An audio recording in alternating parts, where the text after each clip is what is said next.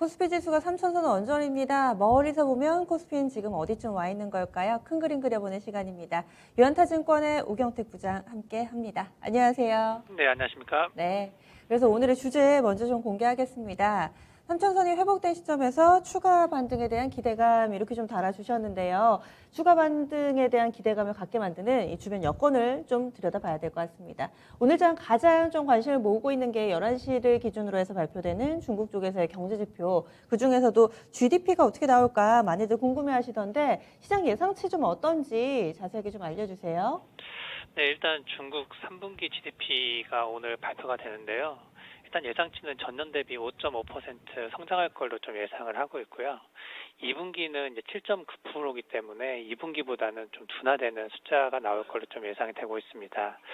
좀 3분기 때 좀 많이 이슈가 됐었던 게 중국 같은 경우는 전력난이 좀 이슈가 되면서 공장 가동이 좀 제한이 됐고, 부동산 규제를 하면서 헝다그룹에 대한 리스크도 좀 발생을 하면서 3분기에는 아무래도 성장률이 좀 크게 좀 둔화될 걸로 좀 예상되고 있는 그런 상황이고요. 더욱더 원자재 가격들이 상승을 하고 있는 그런 상황에서 전체적인 산업 활동도 3분기에 성장률 둔화 요인으로 좀 작용할 걸로 좀 예상을 하고 있습니다. 그래서 지금 전반적으로 지금 중국 정부가 철강이나 알루미늄을 감산을 하고 있는 그런 상황에서 전력 공급도 좀 중지되고 있는 상황이어서 산업 활동에 지금 이제 3분기에는 좀 영향을 그런 미친 상황이었습니다. 지난주에도 잠깐 언급해 드렸었는데 최근에 이제 글로벌 국가들이 탄소 배출 줄이는 그런 움직임을 나타내면서 탄소 제로 베이스로 가다 보니까 기존의 화석 연료에 대한 공급이나 이런 부분이 좀 둔화됐던 부분이 좀 나타나고 있는 그런 상황입니다.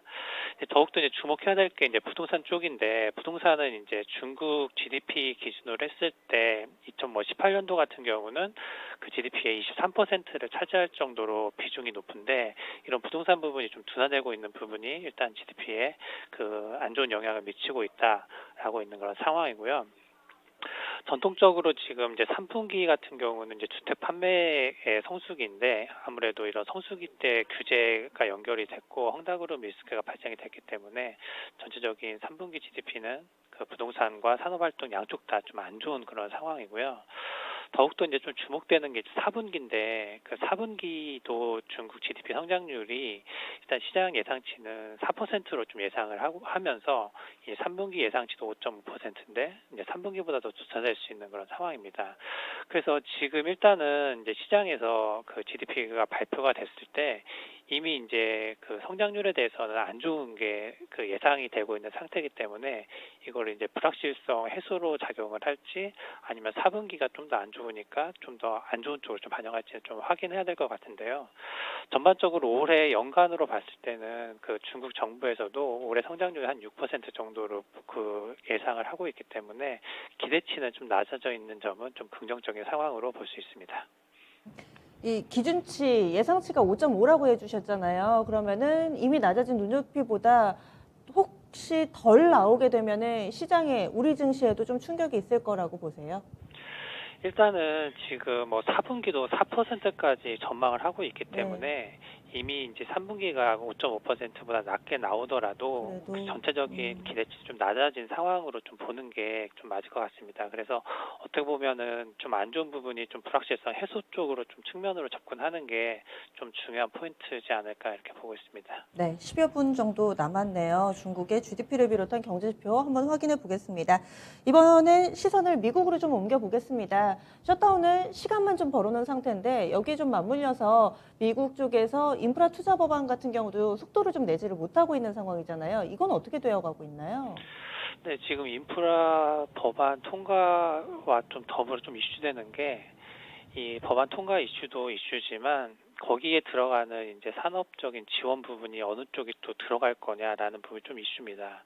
그래서 지금 이제 글로벌하게 지금 봤을 때 좀 이슈가 됐었던 게, 이제 탄소 제로 베이스로 하다 보니까 친환경 쪽에 대해서 계속 좀 정책적으로 좀 지원하는 과정에서 기존에 이제 뭐 원자재 가격들이 이제 오르다 보니까 친환경 쪽으로 너무 지금 집중되니까 기존의 이제 산업에 대해서 그 물류나 뭐 원자재 가격이 급등하는 리스크가 좀 발생하다 보니까, 오늘 같은 경우는 좀 이슈가 되는 게 그 태양광이나 풍력 쪽이 빠지는 게 아니냐 그런 우려 사항도 좀 나오고 있거든요.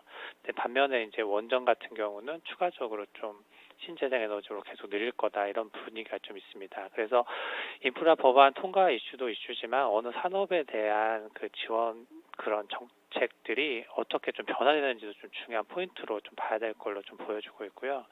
일단은 지금 바이든 정부는 부채 한도는 지금 늘리는 거는 지금 이제 바이든 대통령이 서명을 했기 때문에 디폴트 이슈는 12월까지는 좀 연기된 상황입니다. 그런 상황에서 최근에 이제 부각되고 있는 게 인프라 투자 법안이 통과하는지 여부인데요. 일단은 지금 인프라 투자 관련해서 이제 두 가지로 좀 나눠져 있는데 일단은 이제 물적 인프라 투자가 좀 물적 인프라 투자 부분인데 이제 교량이나 도로, 공항이나 전기차, 뭐 충전소 이런 쪽에 대한 인프라 투자 부분은 이제 1조 달러 규모로 좀 예상이 되고 있는데 이미 상원에서 통과가 되어 있는 상태입니다. 그래서 물적 인프라 투자에 대해서는 좀 민주당과 뭐 공화당 다 좀 승인을 하는 그런 분위기인데 중요한 게 이제 인적 인프라, 뭐 교육이나 복지 쪽에 있어서는 이제 바이든 대통령이 좀 축소를 하겠다라고 발표했는데 이 축소 부분에 있어서 이제 민주당 내에서 좀 의견이 좀 나눠지고 있는 그런 상황인 것 같습니다. 그래서 지금 뭐 축소하는 부분은 이제 승인하는 그런 부분들이 있고 반면에 이제 축소하지 말고 지속적으로 좀 예상했던 대로 가자라는 부분이 좀 있습니다. 그래서 중요한 건 이제 민주당 내에서 이제 인프라 법안에 대한 합의점 도출되는 게 좀 주목돼야 하는 그런 부분으로 좀 보여지고 있고요. 그래서 인프라 투자에 대한 법안이 좀 통과됐을 때 거기에 관련된 투자되는 산업 여부에 따라서 수혜 업종이 좀 엇갈릴 수 있는 그런 상황인 것도 좀 체크해야 될 것 같습니다. 부문별로 어떻게 달라지는지 이게 결국엔 관전 포인트가 되겠네요. 거기에다가 미국 쪽에서 또 중요한 뉴스 하나 나왔잖아요. 다음 달 8일쯤에는 이제 여행 제한을 해제하겠다. 이것이 이 본격적인 리오프닝의 신호탄이 아닌가라는 해석들도 많이 나오고 있는데요. 그러면 국내에서도 리오프닝 다시금 주목을 해야 되는 건가요? 네, 일단 미국 코로나19 확진자 수도 주간 단위로 이제 뭐 8만 명대로 많이 감소한 상황이고 미국에서 11월 8일부터 타 국가로부터의 미국으로 입국 제한을 해제하겠다라고 좀 발표를 하면서 본격적으로 이제 리오프닝 관련된 뭐 여행이나 뭐 항공 쪽에 대해서 좀 본격적으로 이제 그 수요가 발생될 수 있는 시점으로 좀 다가오고 있는 그런 상황이고요. 지금 뭐 한국 같은 경우도 오늘부터 수도권 뭐 8인 모임이 가능한 상황이다 보니까 전체적으로 뭐 미국뿐만 아니라 한국 그다음에 일본까지도 전체적인 리오프닝에 대한 좀 그 시점이 이제 본격적으로 다가왔다라고 좀 보여지고 있습니다. 근데 다만 지금 이제 그동안에 이제 항공업 종들이 좀 주도를 하면서 리오프닝 기대감으로 좀 주도를 했는데 최근에는 이제 국내 같은 경우에 있어서는 그 원화 약세에다가 유가 상승에 대한 그 비용 증가 부분도 조금 우려되는 사항이기 때문에 좀 어느 정도 기대치 부분이 좀 어느 정도 좀 반영되어 있는 그런 상황이고 반면에 이제 유통 쪽에 있어서는 조금 그런 부분이 좀 반영되지 않다 보니까 뭐 유통업종에 대해서는 좀 수혜가 좀 부각될 수 있는 그런 상황인 것 같습니다. 그래서 전반적으로 좀 지금 정책이나 이런 부분이 좀 변화가 됐을 때 기존에 반영됐던 종목들 같은 경우 좀 둔화될 수 있고 반영되지 않은 종목들 같은 경우는 좀 상승할 수 있는, 엇갈릴 수 있는 그런 움직임이기 때문에 좀 종목 선정하는 게 좀 중요한 시점이다 이렇게 말씀드릴 수 있을 것 같습니다. 네. 마지막으로 하나만 더 점검을 할게요. 카카오페이. 그동안에는 여러 가지 정부 규제로 인해서 미뤄지고 있는데 이번에는 상장이 진행이 되나 봅니다. 내일 모레부터 수요 예측 들어간다고 하는데 요즘 들어서는 IPO 시장도 예전만큼 또 많은 인기를 얻고 있지는 않은 상황. 거기에다가 카카오그룹에 대한 정부의 규제는 여전히 좀 이슈가 되고 있는데 카카오페이 IPO 효과 받을 수 있을까요? 네, 그래서 일단은 그동안에 이제 상장 주식들이 상장한 이후에 좀 주가 퍼포먼스가 좀 낮다 보니까 이제 IPO 종목에 대한 기대치가 좀 둔화된 그런 상황이에요. 근데 이번 주에 카카오페이 그 공모가가 확정이 되거든요. 그렇기 때문에 이 공모가가 어떻게 확정이 되는지에 따라서 다시 이제 공모주에 대한 관심, 그다음에 카카오페이에 대한 관심 여부를 좀 확인할 수 있는 단서가 되지 않을까 이렇게 좀 보고 있고요. 일단 카카오페이는 그 카카오 결제나 송금 서비스를 전문적으로 하고 있고 그걸 토대로 디지털 보험이나 확대를 하면서 이제 플랫폼을 확대적으로 하겠다라는 이제 비즈니스를 가지고 있는데 그동안은 이런 플랫폼 기업에 대한 성장성을 되게 높게 평가를 했다면 최근에 뭐 독과점식 플랫폼 기업에 대한 규제가 다시 한번 이슈가 돼 있는 상태이기 때문에 이거에 대한 평가가 이번 주에 이제 기관 투자자 수요 예측에서 어떻게 나오는지를 좀 알 수 있는 그런 상황인 것 같습니다. 그래서 이번 주 10월 20에서 21일에 이틀에 걸쳐서 기관 투자 수요 예측을 통해서 이제 최종 공모가가 산정이 되거든요. 근데 지금 공모가를 이제 회사에 제시한 게 6만 원에서 9만 원 선입니다. 그래서 만약에 상단가 9만 원으로 만약에 선정되겠을 경우는 그 공모주에 대한 기대가 좀 높아질 수 있는 그런 여건으로 좀 보여지고 있고요.